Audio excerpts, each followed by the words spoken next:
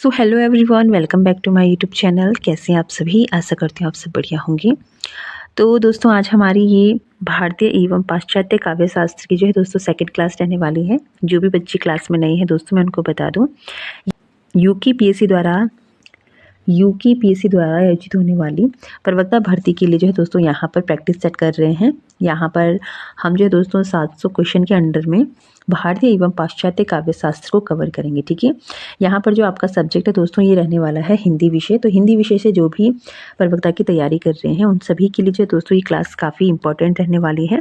इसके साथ ही साथ जो है दोस्तों जिन्होंने भी केवीएस, एनवीएस या फिर ईएमआरएस से जो है दोस्तों पीजीटी हिंदी के लिए अप्लाई किया है, उनके लिए भी जो है दोस्तों ये क्लास काफ़ी यूज़फुल रहने वाली है। ठीक है, तो आज हमारी ये सेकंड क्लास है। इससे पहले भी जो है दोस्तों हमने 30 मोस्ट इंपॉर्टेंट क्वेश्चन जो है दोस्तों इस टॉपिक से कवर किए हैं और आज की क्लास में जो है दोस्तों आगे के हम क्वेश्चन देखने वाले हैं। ठीक है, तो पहला जो टॉपिक है दोस्तों हमारा, इसमें हम देखेंगे काव्य का स्वरूप क्या है, लक्षण क्या है, उसके दोष और गुण और शब्द शक्ति से रिलेटेड मोस्ट इंपॉर्टेंट क्वेश्चन। तो चलिए दोस्तों, देरी न करते हुए आगे के क्वेश्चन हम जल्दी से जल्दी कवर करते हैं।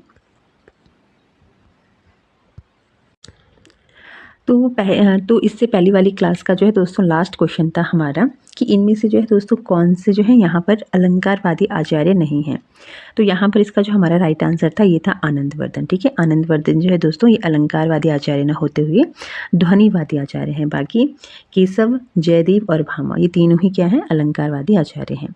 इसकी अगर हम थोड़ी डिटेल्स भी जो है दोस्तों देख लेते हैं तो आनंदवर्धन जो है दोस्तों ये अलंकारवादी आचार्य नहीं है बल्कि ध्वनिवादी आचार्य हैं। जबकि तीनों कौन कौन, भामा, जयदेव और केशवदास, ये तीनों ही क्या है, अलंकारवादी आचार्य हैं। यहाँ पर एक साइड आचार्यों के नाम दिए गए हैं और दूसरे साइड जो है दोस्तों इनकी काव्य शास्त्रीय ग्रंथ दिए गए हैं।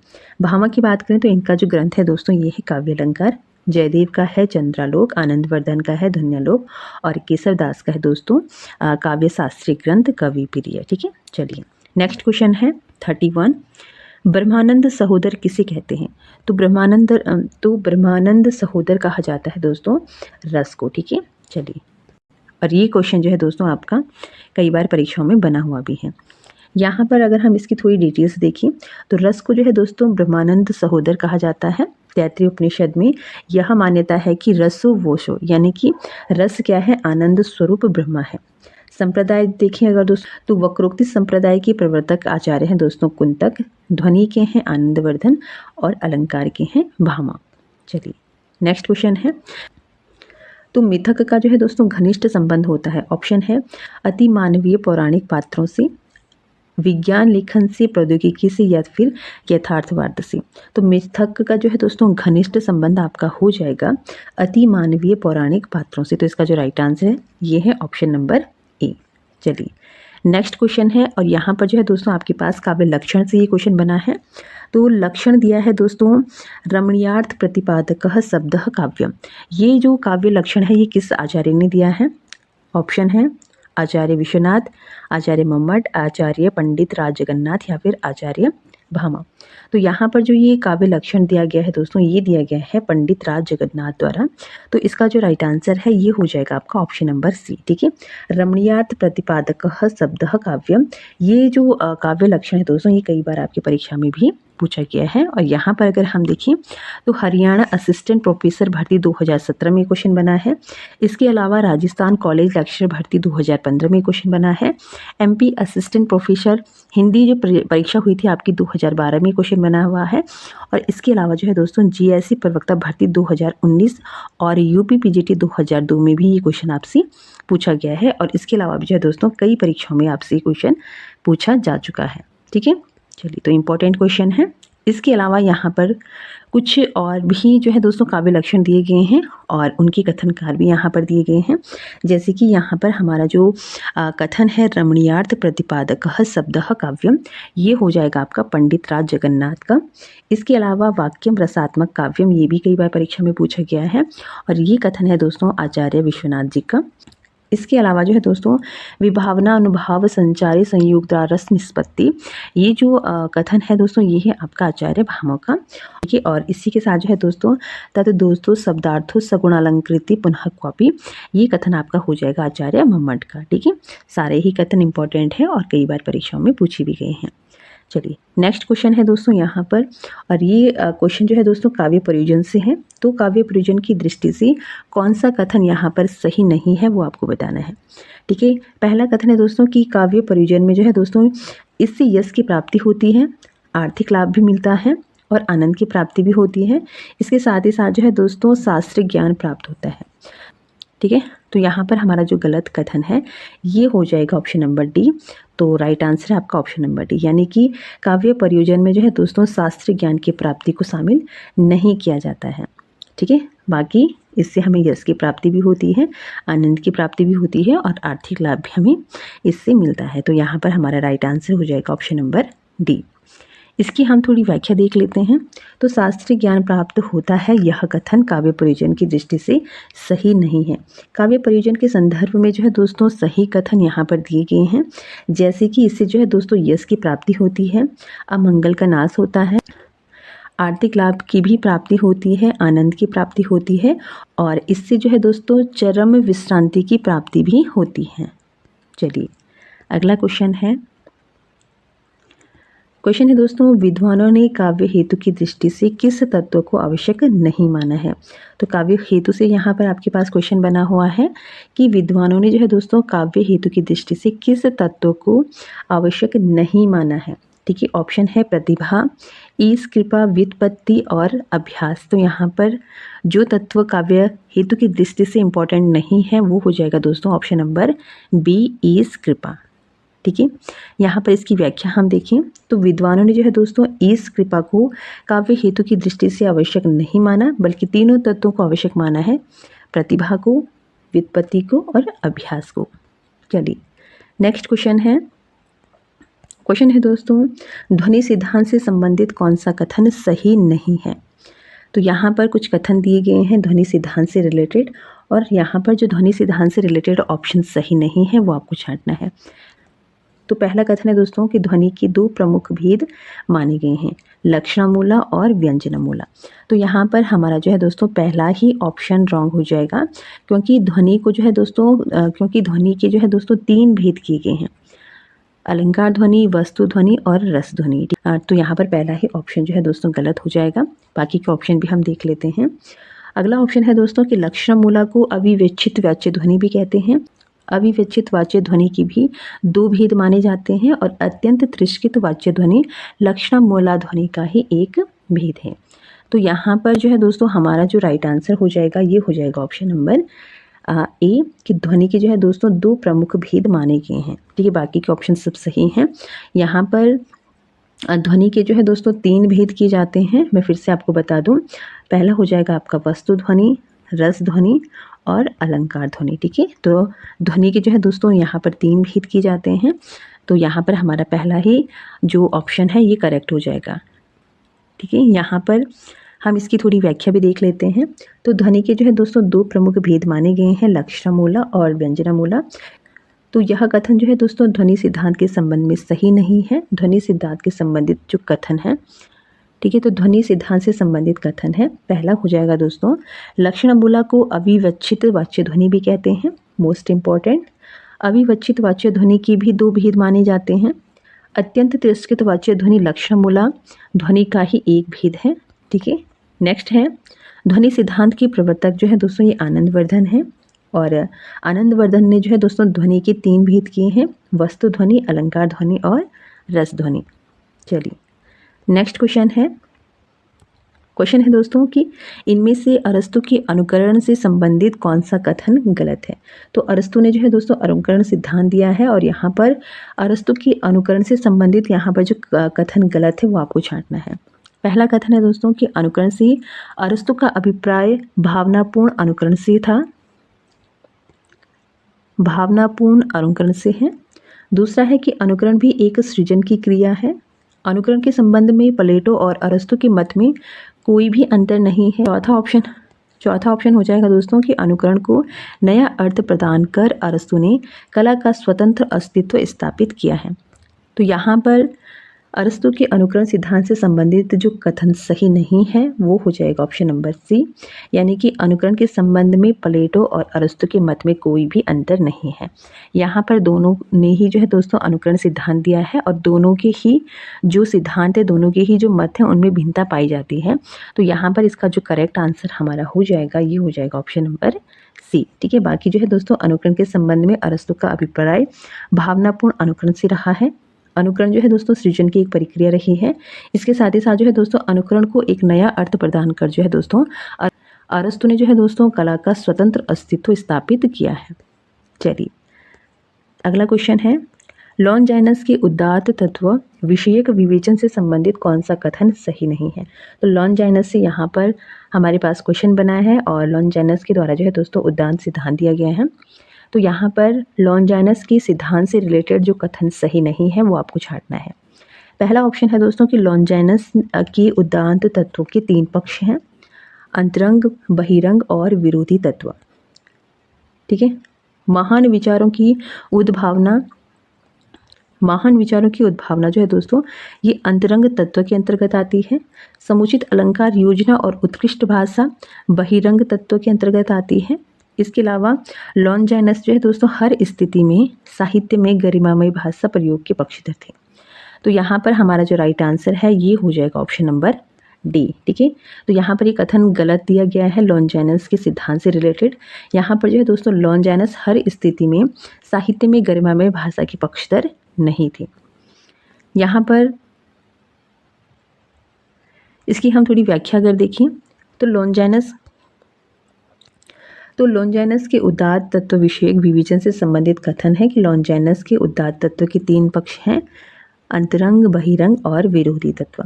महान विचारों की उद्भावना अंतरंग तत्व के अंतर्गत आती है। समुचित अलंकार योजना उत्कृष्ट भाषा बहिरंग तत्व के अंतर्गत मानी जाती है।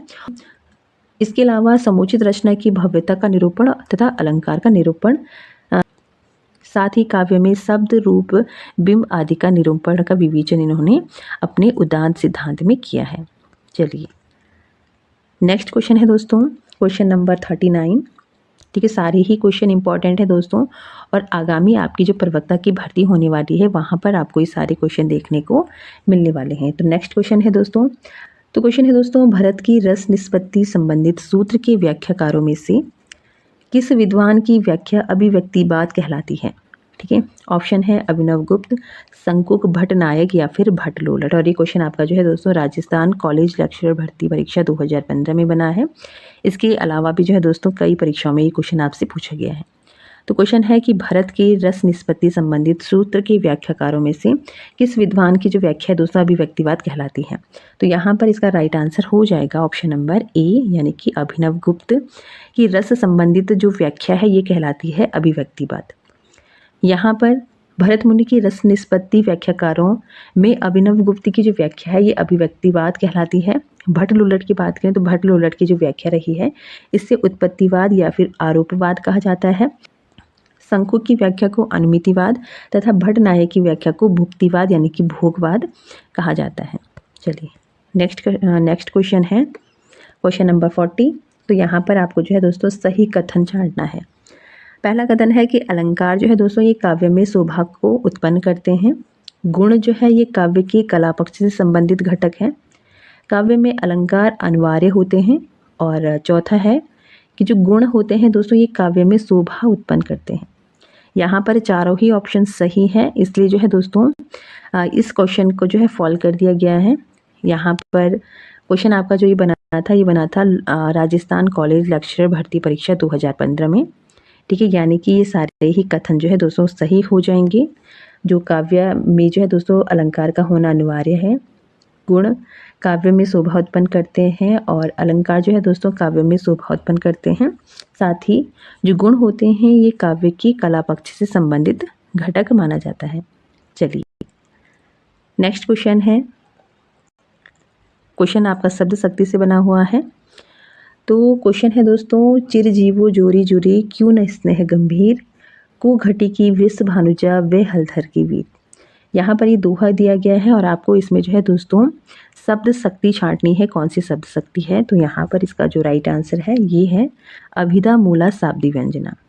ठीक है, यहाँ पर इसकी व्याख्या देख सकते हैं। सबसे पहले अगर देखें दोस्तों इस दोहे में कौन सा अलंकार है, तो इस दोहे में जो है दोस्तों आपका श्लेष अलंकार हो जाएगा।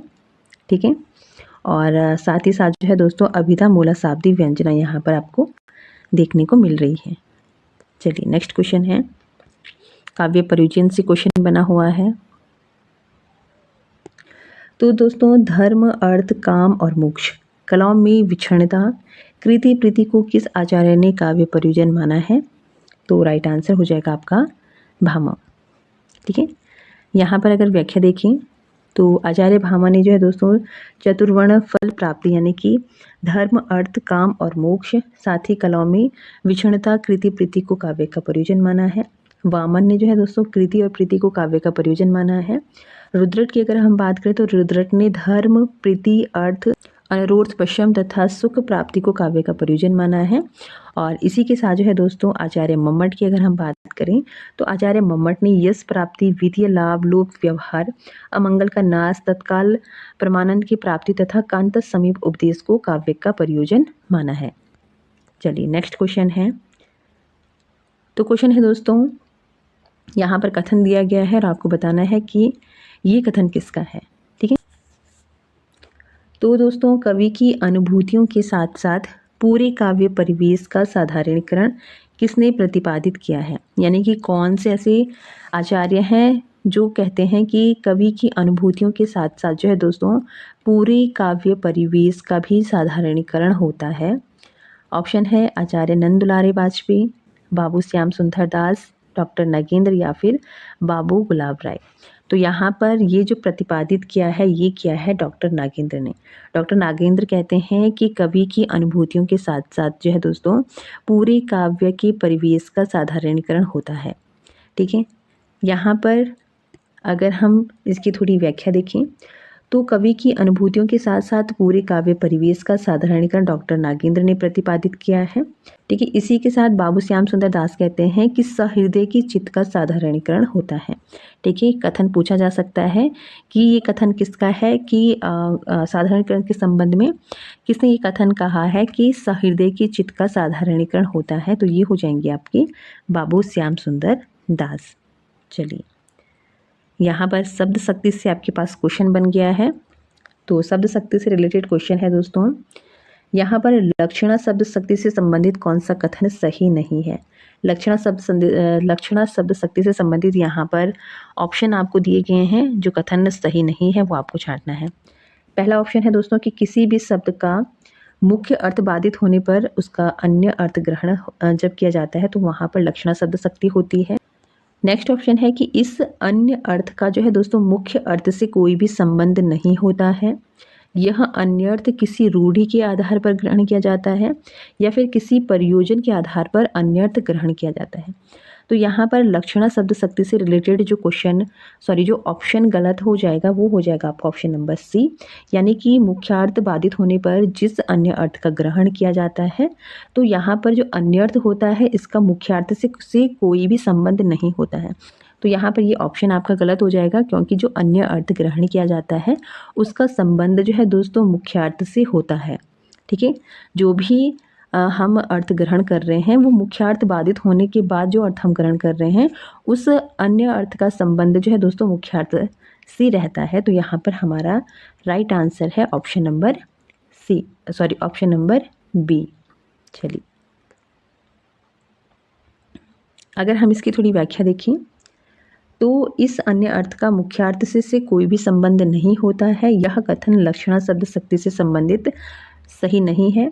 लक्षणा शब्द शक्ति से संबंधित सही कथन है, पहला है कि किसी शब्द का मुख्यार्थ बाधित होने पर उसका अन्यार्थ ग्रहण किया जाता है, किसी प्रयोजन के आधार पर अन्यार्थ ग्रहण किया जाता है, या फिर किसी रूढ़ि के आधार पर जो है दोस्तों ये अन्यार्थ हम ग्रहण करते हैं। चलिए नेक्स्ट क्वेश्चन है क्वेश्चन नंबर 45। आचार्य रामचंद्र शुक्ल ने बिंबवाद का प्रवर्तक माना है, तो ये माना है फ्लिट को। तो राइट आंसर हो जाएगा ऑप्शन नंबर बी। चलिए नेक्स्ट क्वेश्चन है। तो क्वेश्चन है दोस्तों रस निष्पत्ति के संबंध में भट्ट लोलट का मत है। तो भट्ट लोलट की अगर हम यहाँ पर बात करें तो भट्ट लोलट का जो रस निष्पत्ति संबंधित मत है ये कहलाता है उत्पत्तिवाद। तो राइट आंसर हो जाएगा ऑप्शन नंबर बी। ठीक है, यहाँ पर आप इसकी व्याख्या देख सकते हैं। तो रस निष्पत्ति के संबंध में भट्ट लोलट का मत उत्पत्तिवाद कहलाता है और अन्य मत की प्रवर्तक यहाँ पर दिए गए हैं, जैसे कि अनुमितिवाद के प्रवर्तक आचार्य हैं आचार्य शंकुक, भुक्तिवाद के भट्ट नायक और अभिव्यक्तिवाद के अभिनव गुप्त। चलिए नेक्स्ट क्वेश्चन है, यहाँ पर पाश्चात्य साहित्य से आपके पास क्वेश्चन बना है। क्वेश्चन नंबर 47 है कि निम्नलिखित पाश्चात्य साहित्य शास्त्रियों को उनके सिद्धांत से सम्मिलित करके सही कोट का चयन कीजिए। यहाँ पर ठीक है, तो एक साइड जो है दोस्तों साहित्य शास्त्रियों के नाम है, दूसरी साइड उनके सिद्धांत के नाम है। तो यहाँ पर राइट आंसर आपका जो है ये हो जाएगा ऑप्शन नंबर ए। ठीक है, ऑप्शन नंबर ए यानी कि आई.ए. रिचर्ड्स का जो है दोस्तों सिद्धांत है आपका मूल्यांकन सिद्धांत, अरस्तु का हो जाएगा अनुकरण सिद्धांत, टी.एस. इलियट का हो जाएगा दोस्तों निर्वैयक्तिकता का सिद्धांत और कॉलरिज का हो जाएगा कल्पना सिद्धांत। तो ये हमारा जो ऑप्शन सही हो जाता है ये हो जाता है ऑप्शन नंबर ए। चलिए नेक्स्ट है, तो यहाँ पर विचारक का नाम आपको बताना है। कथन है दोस्तों कि कविता भाव का स्वच्छंद प्रवाह नहीं बल्कि भाव से पलायन है, व्यक्तित्व की अभिव्यक्ति नहीं उससे मुक्ति का नाम है। ठीक है, तो कविता के संबंध में ये कथन जो है दोस्तों किस विचारक का ही आपको बताना है कि कविता जो है दोस्तों ये भाव का स्वच्छंद प्रवाह नहीं है बल्कि भाव से पलायन है, व्यक्तित्व की अभिव्यक्ति नहीं बल्कि उससे मुक्ति का नाम है। तो ये कथन आपका हो जाएगा दोस्तों इलियट का। तो राइट आंसर हो जाएगा ऑप्शन नंबर बी। चलिए नेक्स्ट है, औचित्य सिद्धांत से संबंधित यहाँ पर क्वेश्चन बना हुआ है। क्वेश्चन है दोस्तों वयो अनुरूपम प्रथमस्तु वेशानुरूपश्च गति प्रचारः। तो ये कथन जो है दोस्तों हो जाएगा आपका आचार्य भरत मुनि का। चलिए नेक्स्ट क्वेश्चन है, क्वेश्चन नंबर 50, काव्यालंकार सूत्र इनमें से किसकी रचना है? तो ये है आपकी वामन की। ठीक है, चलिए व्याख्या इसकी थोड़ी देख लेते हैं। तो काव्यालंकार सूत्र वामन की रचना है। ठीक है, तो स्वयं इन सूत्रों पर वृत्ति भी लिखी है। वामन रीति संप्रदाय के प्रवर्तक आचार्य हैं और इनका जो समय है दोस्तों ये 8वीं सदी के उत्तरार्ध माना जाता है।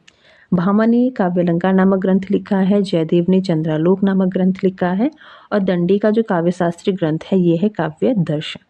चलिए नेक्स्ट क्वेश्चन है, काव्य शोभाकारं धर्म अलंकारा प्रेक्षति, यह कथन किस आचार्य का है?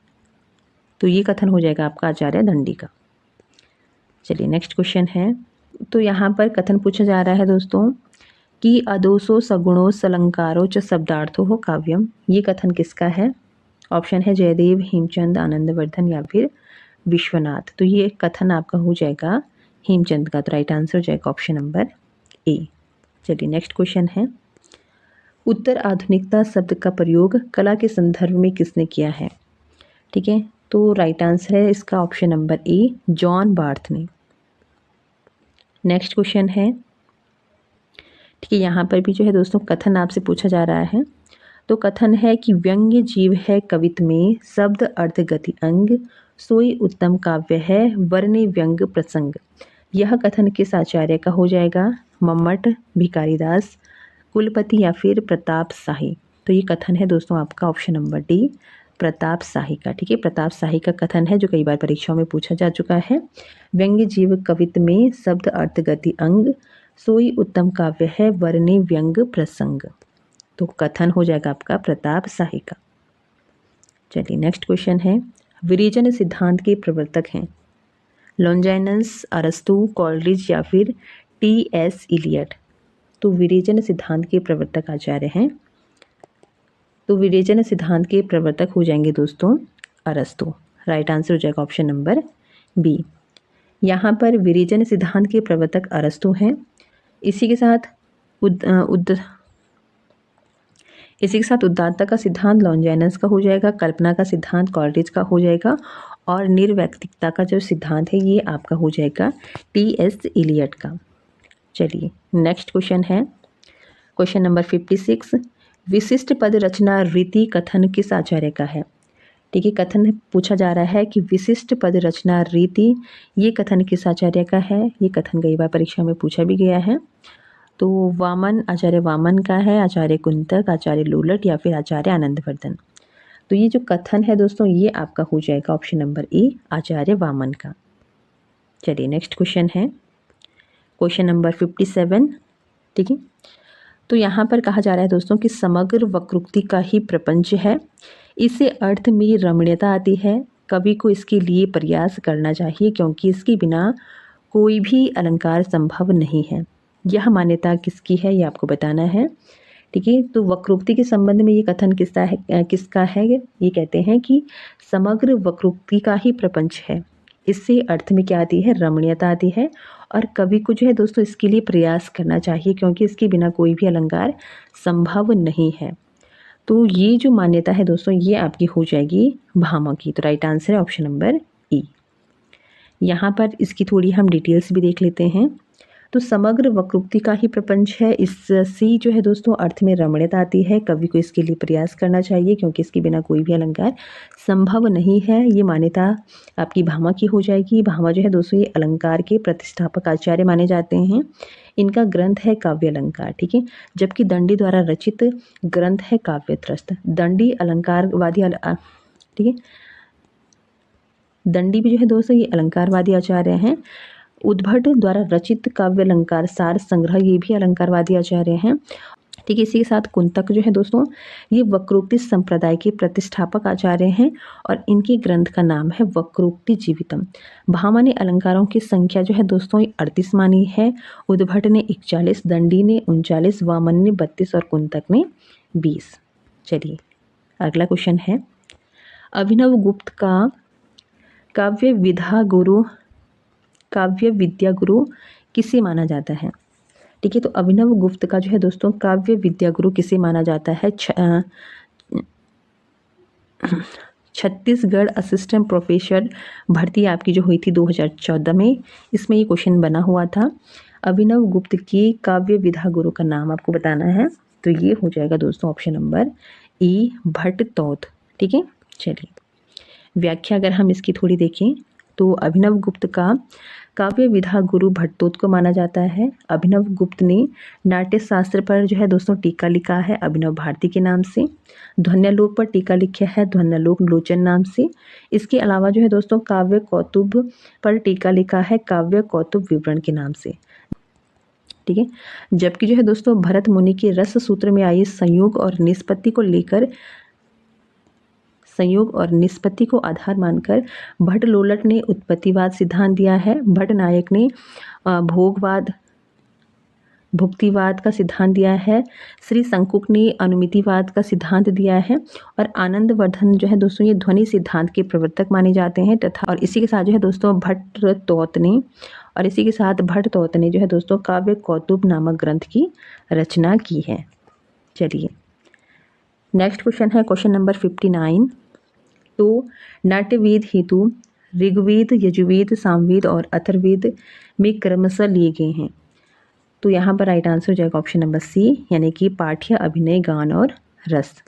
चलिए नेक्स्ट क्वेश्चन है क्वेश्चन नंबर 60 और ये जो है दोस्तों आज की क्लास का हमारा लास्ट क्वेश्चन रहने वाला है। तो क्वेश्चन है दोस्तों अभिव्यंजना के विषय में कौन सा कथन सही नहीं है? तो अभिव्यंजना के विषय में जो कथन सही नहीं है वो आपको छांटना है। पहला कथन हो जाएगा दोस्तों कि अभिव्यंजना मानसी चित्र है, सहजानुभूति ही अभिव्यंजना है, अभिव्यंजना की बाह्य अभिव्यक्ति अनिवार्य है, शब्द, रेखा, चित्र आदि अभिव्यंजनावाद के उपकरण मात्र हैं, और लास्ट ऑप्शन है कि अभिव्यंजना ही कला का रूप है। तो अभिव्यंजना के संबंध में जो कथन सही नहीं है वो हो जाएगा आपका ऑप्शन नंबर सी, यानी कि अभिव्यंजना की जो है दोस्तों बाह्य अभिव्यक्ति अनिवार्य है। चलिए तो यहाँ पर हम इसकी थोड़ी व्याख्या देख लेते हैं। तो व्याख्या इस प्रकार से है दोस्तों कि अभिव्यंजनावाद के विषय में जो कथन दिया गया है कि अभिव्यंजना की बाह्य अभिव्यक्ति अनिवार्य है, ये सही नहीं है। जबकि अभिव्यंजना मानसी चित्र है, सहजानुभूति ही अभिव्यंजना है, शब्द, रेखा, चित्र आदि अभिव्यंजना की उपकरण मात्र है और अभिव्यंजना ही कला का रूप है। ये सभी जो कथन है ये सही हैं। अभिव्यंजनावाद का सिद्धांत पाश्चात्य काव्यशास्त्री बेनेदोता क्रोचो ने दिया है। और क्रोचो का जो प्रसिद्ध ग्रंथ है एस्थेटिक है, और ये जो है दोस्तों 2 भागों में बंटा हुआ है। प्रथम भाग में सौंदर्य शास्त्र का इतिहास है, ठीक है। क्रोचो जो है दोस्तों ये अंतःप्रज्ञा और अभिव्यंजना और कला में अभेद संबंध स्वीकारते हैं तथा अभिव्यंजना को जो है दोस्तों आत्मिक क्रिया मानते हैं, ठीक है। तो ये थी दोस्तों आज की क्लास। आई होप आप सभी को क्लास अच्छी लगी होगी। तो आज की क्लास में भी जो है दोस्तों हमने 30 मोस्ट इम्पॉर्टेंट क्वेश्चन किए हैं। सारे ही क्वेश्चन इम्पॉर्टेंट हैं और कभी और किसी न किसी एग्ज़ाम में जो है दोस्तों आपसे पूछे गए हैं। तो आप सभी जो है दोस्तों ऐसे ही हमारे साथ बने रहिए। तो यहाँ पर जो है दोस्तों भारतीय और पाश्चात्य काव्यशास्त्र रिलेटेड हम 700 क्वेश्चन देखने वाले हैं। सारे ही क्वेश्चन इंपॉर्टेंट रहेंगे दोस्तों, और यहाँ से जो है दोस्तों आपको काफ़ी क्वेश्चन आपके एग्जाम में देखने को मिलेंगे। तो फिलहाल दोस्तों आज के लिए इतना ही। बाकी आपको क्लास कैसे लगे कमेंट बॉक्स में ज़रूर बताएं। साथ अगर आपको वीडियो अच्छी लगे तो प्लीज़ चैनल को सब्सक्राइब कर दे, वीडियो को लाइक कर दे और ज़्यादा से ज़्यादा जो है दोस्तों वीडियो को शेयर कर दे। बाकी मिलते हैं नेक्स्ट क्लास में। आज के लिए इतना ही। धन्यवाद।